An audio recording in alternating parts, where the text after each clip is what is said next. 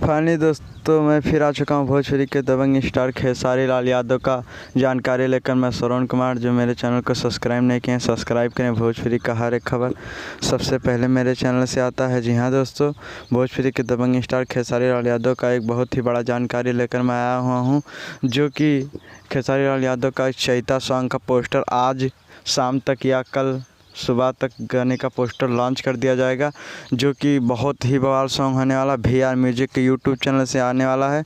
जो कि उस गाने में खेसारी लाल यादव और रानी एक्ट्रेस दिखने वाली हैं, जो कि मेरे स्क्रीन पर आप सब फोटो देख ही सकते हैं। खेसारी लाल यादव गेहूं लेकर बोझ खड़ा हुए हैं, जो कि बहुत ही बवाल सॉन्ग होने वाला है, जो कि रिलीज़ होते ही बवाल धमाल मचाना शुरू कर देगा।